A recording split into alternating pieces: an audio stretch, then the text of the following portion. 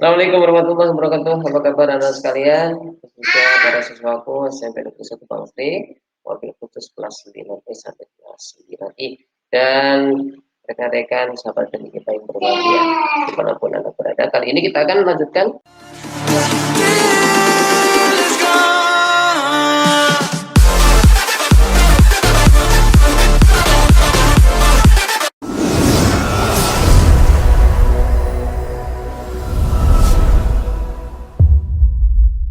pembelajaran kita ya. Kemarin kita sudah membahas tentang perbedaan dan ekosistem meiosis.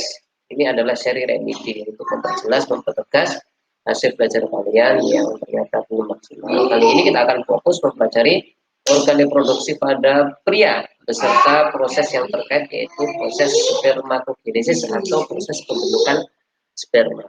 Ya, target dari pembelajaran ini adalah kalian bisa mendeskripsikan organ reproduksi pria beserta fungsinya, serta menjelaskan proses terbentuknya sel sperma atau proses spermatogenesis. Oke, tidak perlu berlama-lama. Sekarang kita lihat blog kita ya. Baiklah, tentu kalian sudah membaca ini ya. Ini adalah organ reproduksi laki-laki. Ada beberapa hal, tidak perlu kita pelajari semuanya, tapi yang pokok-pokok saja ini yang harus kita pelajari, harus kalian ulang kembali. Saya akan menyampaikan dengan gambar yang berbeda supaya pengetahuan kalian bertambah. Dan saya jelaskan secara ringkas. Kalau perlu silahkan buka buku catatannya supaya nanti ada hal-hal yang sekiranya penting kalian bisa mencatatnya. Oke. Anak-anak sekalian, yang pertama, organ reproduksi pada pria itu dibedakan menjadi dua ya, yaitu ada organ dalam dan ada organ luar. Ya, saya bahas luar dulu ya. Yang luar itu hanya ada dua, yaitu penis. Terus yang kedua adalah skrotum. Selain itu berarti bagian dalam ya. Karena dua inilah yang kelihatan dari luar. Yang pertama ini, saya mulai dari ini penis. Penis itu ya ini yang tampak keluar, penis.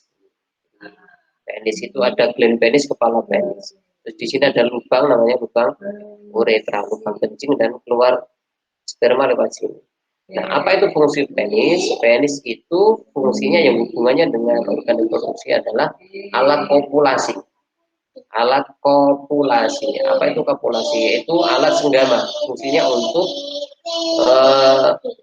menginjeksi cairan sperma ke organ reproduksi wanita. Ya, paham ya? Nah, untuk diawali dengan ereksi. Itu ketika ada rangsangan tertentu sehingga darah itu banyak mengalir ke sini, ini ke kantong-kantong dalam penis ini, spon, maka ini akan terisi darah sehingga akan terjadi proses ereksi atau keadaan di mana penis itu mengeras dan memanjang serta membesar ya. Yang kedua adalah skrotum. Kita mulai dari sini. Skrotum. Skrotum ini pembungkus. Skrotum ini pembungkus ya.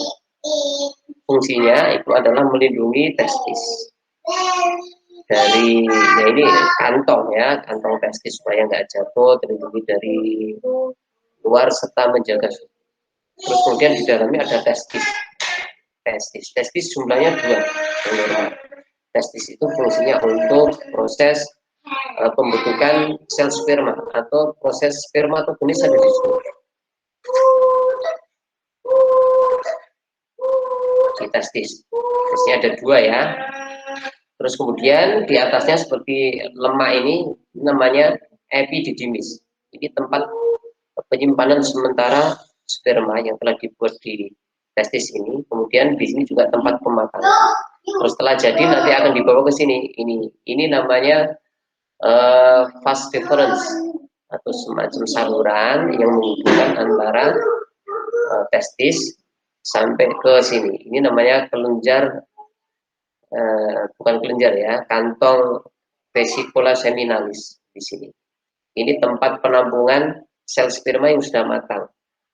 Vesicula seminalis ini fungsinya untuk menyediakan nutrisi sel sperma. Karena sel sperma itu perlu makan, maka yang menyediakan nutrisi ya ini vesicula seminalis. Nah, terus kemudian di bawahnya sini ada namanya kelenjar prostat. Kelenjar prostat ini berfungsi untuk menghasilkan cairan yang bersifat asam. Terus kemudian di bawahnya ini ada kelenjar Cooper. Kelenjar Cooper ini ya, kelenjar Cooper. Ini atau bulboretral gland sama saja ya. Ini fungsinya untuk menghasilkan cairan yang bersifat basah. Karena ada kenapa harus pH-nya harus diatur, tidak boleh terlalu asam, tidak boleh terlalu basah supaya menjaga sperma itu sel-selnya tetap hidup. Terus kemudian di vesicula seminalis ini juga menghasilkan cairan semennya. Jadi sel sperma itu berupa padatan, tapi kemudian bercampur dengan cairan semen supaya apa namanya? Ya itu ada campuran nutrisi juga. Campurannya disebut cairan air mani. Nah, itu anak-anak sekalian. Kemudian yang terakhir di sini ini adalah saluran tempat keluarnya sel sperma nanti, keluarnya air mani. Ini disebut dengan uretra. Oke, ingat ya. Baik, saya ulangi ya. Yang pertama skrotum, fungsinya untuk melindungi testis, membungkus. Kemudian testis berfungsi untuk menghasilkan sel sperma. Kemudian epididymis, fungsinya untuk tempat penyimpanan sementara dan tempat pematangan sel sperma. Kemudian ada vas deferens, yaitu saluran yang menghasilkan testis yang menghubungkan testis dengan kelenjar vesicula seminalis. Kelenjar vesicula seminalis, fungsinya untuk memberi nutrisi sperma. Terus kemudian ada kelenjar prostat, fungsinya untuk menghasilkan cairan yang bersifat asam, dan kelenjar koper yang menghasilkan cairan yang bersifat basah. Yang terakhir adalah uretra, ya, uretra, tempat keluarnya sel sperma. Baik, sekarang kita lanjutkan. Nah, sekarang kita fokus ke proses spermatogenesis. Ini terjadi di testis. Jadi ini proses spermatogenesis namanya. Oke, spermatogenesis. Ini terjadi di testis. Nah, ternyata testis itu ada bagian-bagian kecil yang disebut dengan tubulus seminiferus. Oke, jadi testis itu kumpulan dari tubulus seminiferus. Nah, di setiap tubulus seminiferus inilah akan terjadi proses spermatogenesis atau proses pembentukan sel sperma. Dimulai dari yang pertama adalah seorang laki-laki memiliki spermatogonium. Oke, sel spermatogonium ini calon sel sperma. Oke, proses spermatogenesis ini dipicu oleh hormon testosteron ya, testosteron. Ini dihasilkan oleh testis. Jadi testis selain dapat tempat terjadi proses spermatogenesis, maka dia juga menghasilkan hormon yang disebut dengan hormon testosteron. Hormon testosteron inilah yang akan memicu proses spermatogenesis. Makanya ini yang terjadi pada laki-laki yang sudah balik. Anak laki-laki yang masih belum berumur, maka proses spermatogenesisnya belum berlangsung karena produksi hormon testosteronnya belum diproduksi. Terus kemudian terjadi pembelahan mitosis, oke, tanpa ada reduksi kromosom, tetap 2N ya, ini 2N, kemudian 2N, jadilah spermatosit primer, kemudian membelah secara meiosis, sehingga di sini tinggal N, bersifat haploid, jadi kromosomnya tinggal setengahnya.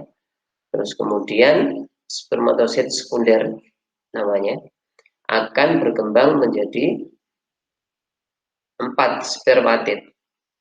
Oke, spermatid, calon-calon sperma ini membelah secara meiosis.